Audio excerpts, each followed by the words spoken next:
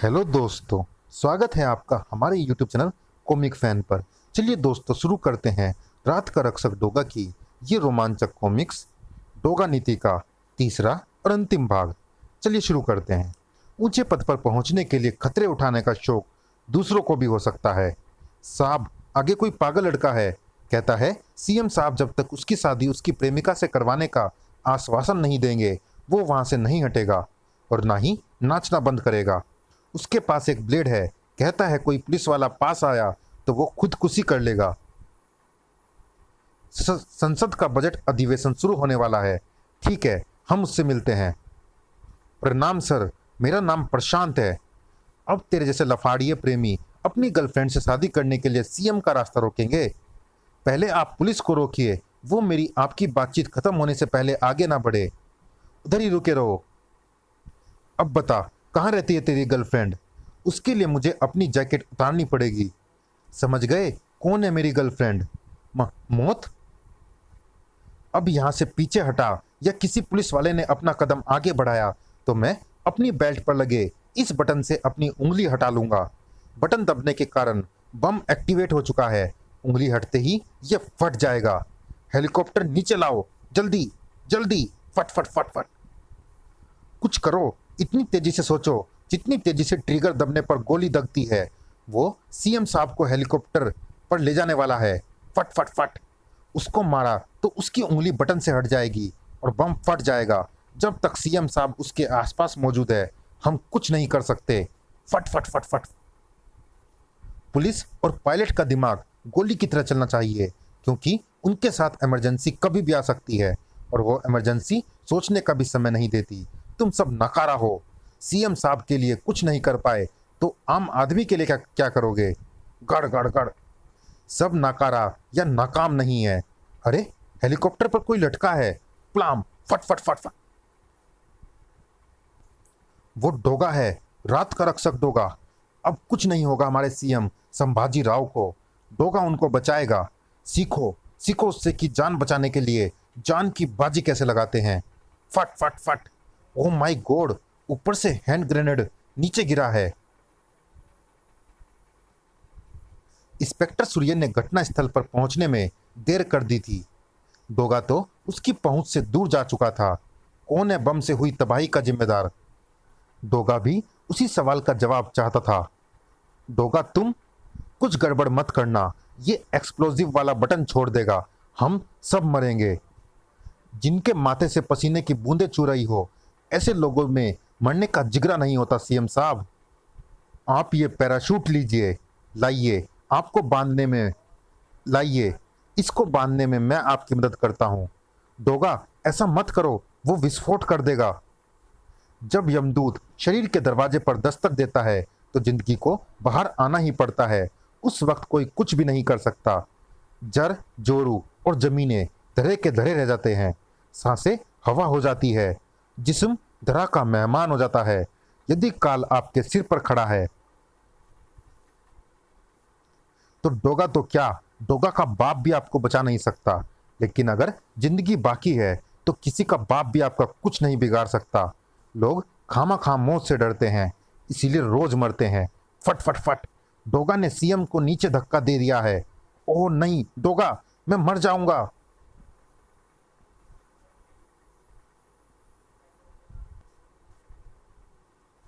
जिंग, हुम्फ।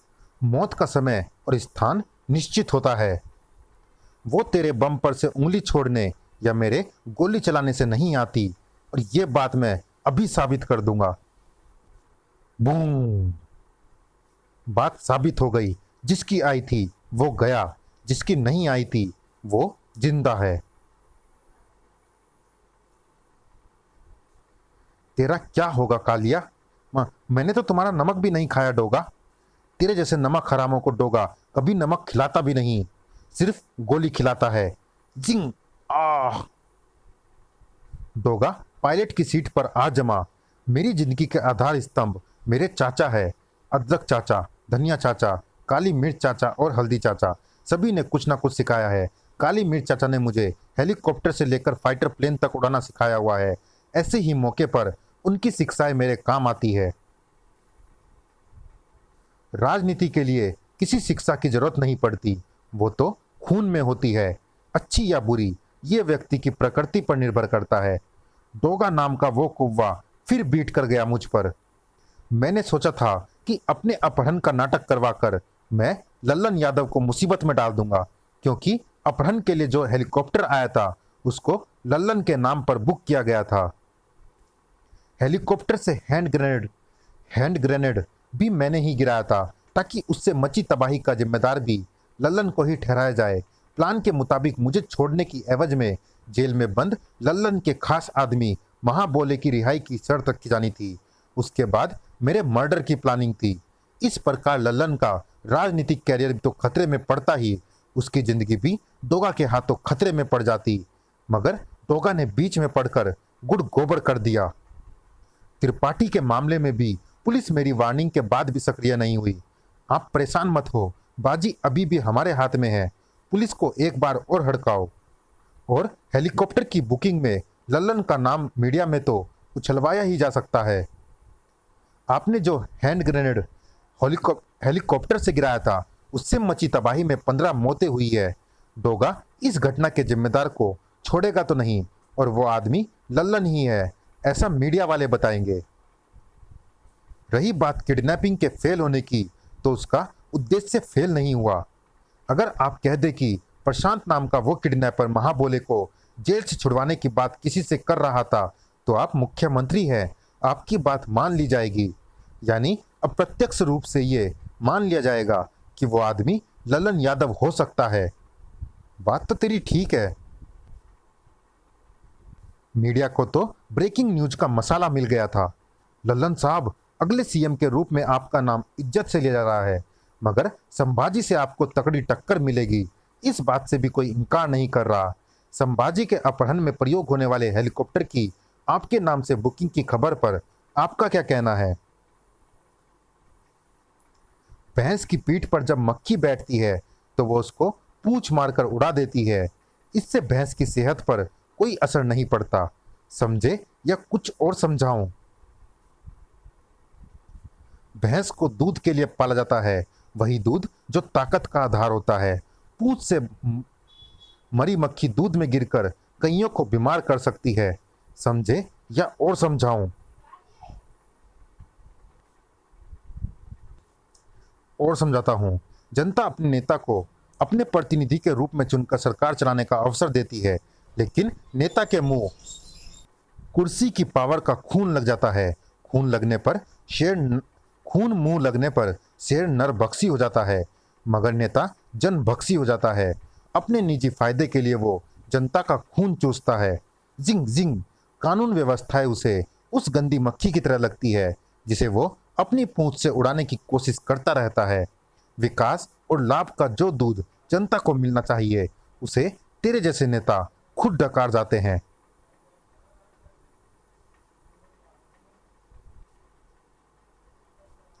भैंस का एक गुण तुमसे जरूर हूबहू मिलता है लल्लन यादव, और वो ये कि वो काली होती है। तुम्हारी नियत और तुम्हारे धंधों की तरह, जिन्हें राजनीति की आड़ लेकर तुम लोग करते हो। सीएम को किडनैप करके महाबोल को जेल से छुड़ाने की तुम्हारी चाल नाकामयाब हो गई, मगर डोगा की वो चाल कभी नाकामयाब नहीं होगी, जो अपराध को नेस्तानबूद करने के लिए वो चलता है। जिंग जिंग जिंग जिंग जिंग जिंग, ओ आई आओ। लल्लन की मौत का लाइव टेलीकास्ट सबने देखा था। डोगा ने लल्लन यादव को सरेआम मार डाला, वो मारा। इंस्पेक्टर सूर्य के हाथ में वो डायरी थी। सर, ये डायरी मुझे विस्फोट में चिथड़े चिथड़े हो गए उस किडनैपर के शव के टुकड़ों के आसपास से मिली है। फिर तो ये उसी की होगी। सर, अगर ये उसी की है तो ये एक बहुत बड़ा रहस्य उजागर करती है। कैसा रहस्य?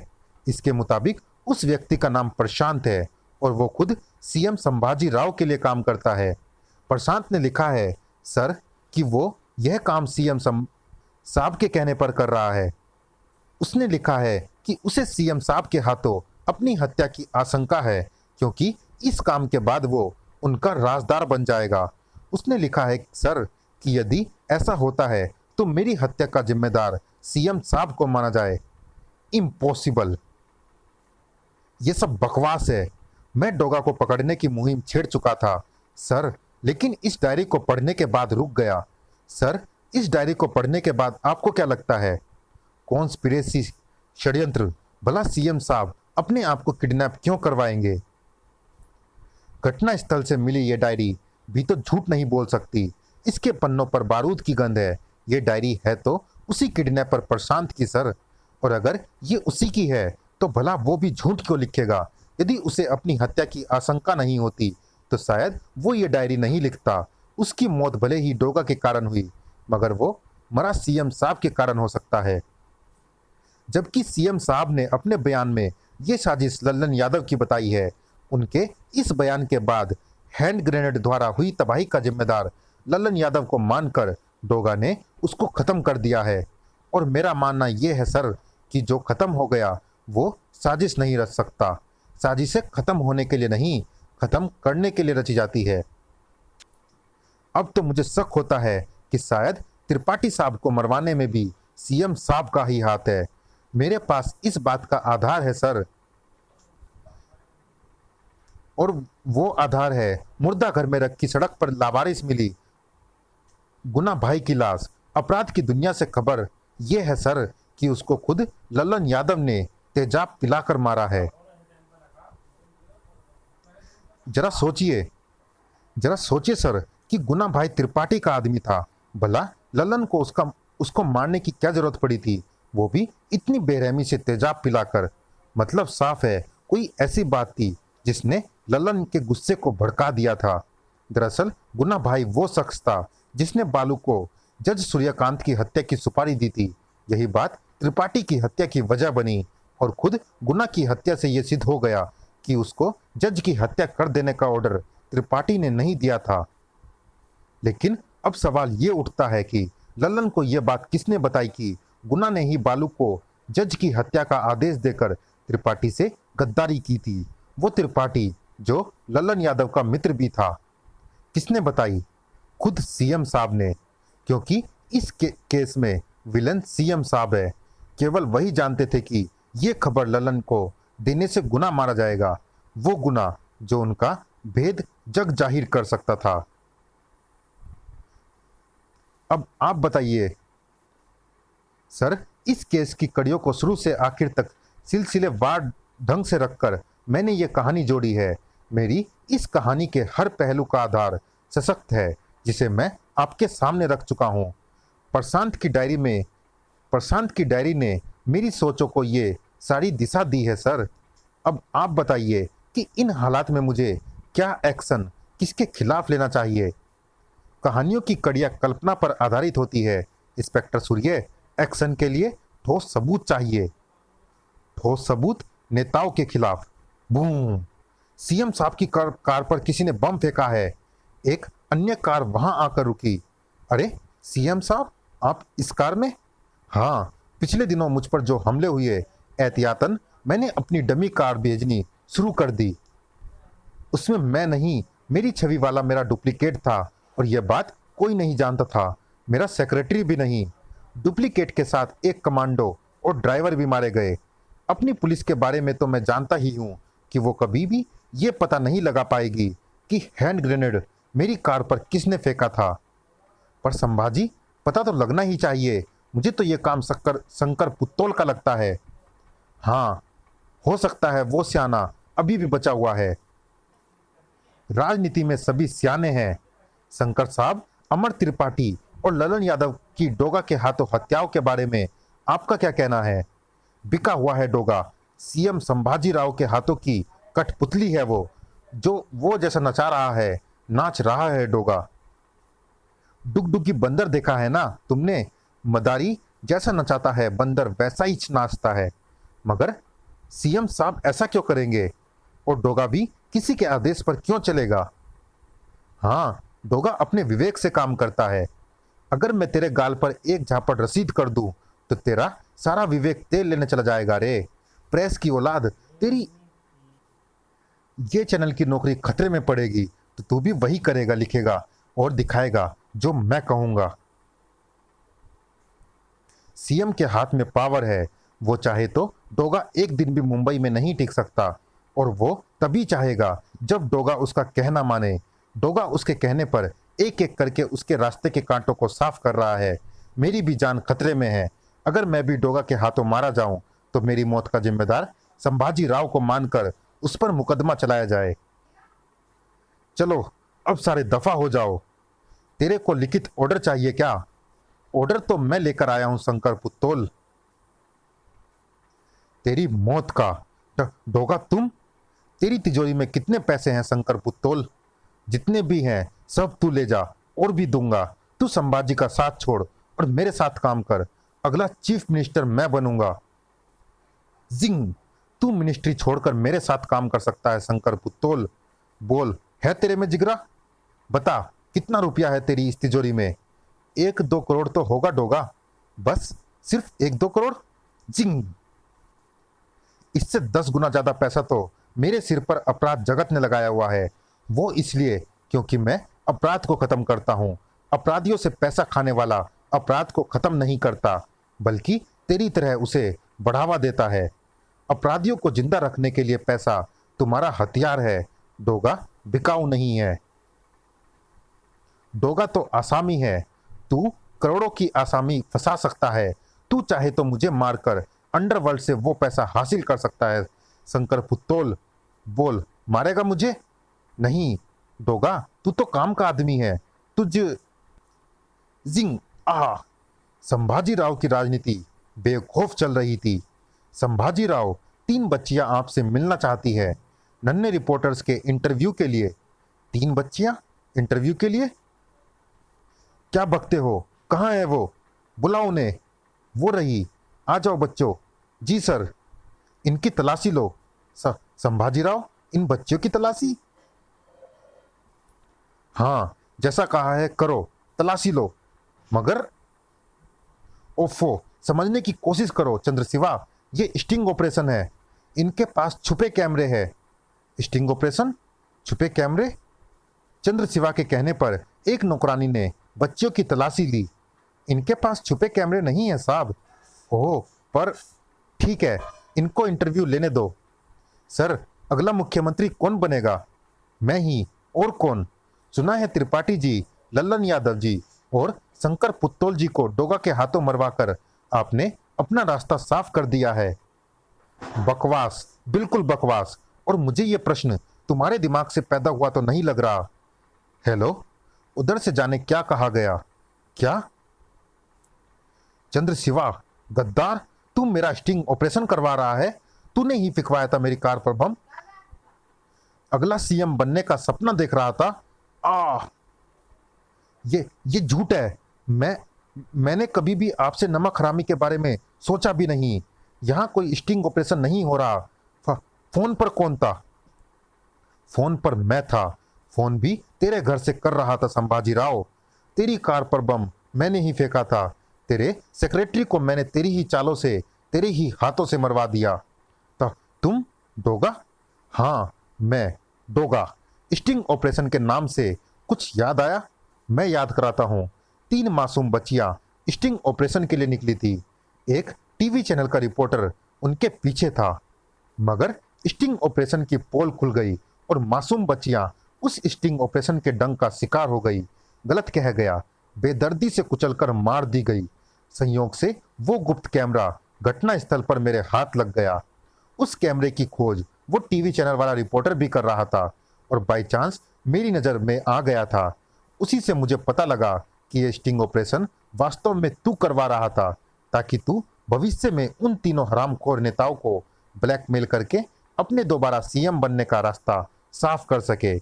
इस प्रकार उन मासूम बच्चों का हत्यारा वास्तव में तू हुआ संभाजी राव। तभी तू यहां पर 3 बच्चों को देखते ही समझ गया कि यहां पर स्टिंग ऑपरेशन होने वाला है। तो तू मेरा क्या बिगाड़ देगा? मैंने तो उन 3 नेताओं को भी मारा है, क्योंकि वो मेरे षड्यंत्र के तहत ही तेरे हाथों मरे हैं। मैं सीएम हूं, तू सीएम को मारेगा डोगा। अगर तू ऐसा करेगा तो धरती के किसी भी कोने में भी छुप नहीं पाएगा। पुलिस तुझे कुत्ते की तरह ढूंढकर मार देगी। पुलिस को कमजोर मत समझियो। वो मुझे तेरी राजनीतिक पैंतरेबाजियों से कुछ लेना देना नहीं। नेता तूने मेरे हाथों 3 हरामखोरों की हत्या करवाई, मुझे उससे भी कोई लेना देना नहीं। तेरे कारण 3 मासूम बच्चियों की जान गई। मैंने तुम सबको उसी की सजा दी है और यही है डोगा नीति। दाएं आ और डोगा जनता को अपनी बेगुनाही का सबूत भी पेश करेगा और वो सबूत मेरे पास है, इस गुप्त कैमरे में। यहाँ पर वाकई स्टिंग ऑपरेशन हो रहा था। ये कैमरा अब मुझे इंस्पेक्टर सूर्य तक पहुंचाना होगा। इसमें संभाजी राव का बयाने जुर्म है। समाप्त। चलिए दोस्तों, इस कॉमिक्स में इतना ही। ये रोमांचक कॉमिक्स कैसी लगी आप हमें कमेंट बॉक्स में जरूर बताइएगा। और दोस्तों, जिन्होंने अभी तक हमारे चैनल को सब्सक्राइब नहीं किया है, चैनल को सब्सक्राइब जरूर कीजिएगा ताकि ऐसे ही रोमांचक कॉमिक्स हम आपके लिए लाते रहें। मिलते हैं फिर किसी अन्य कॉमिक्स में, तब तक के लिए धन्यवाद।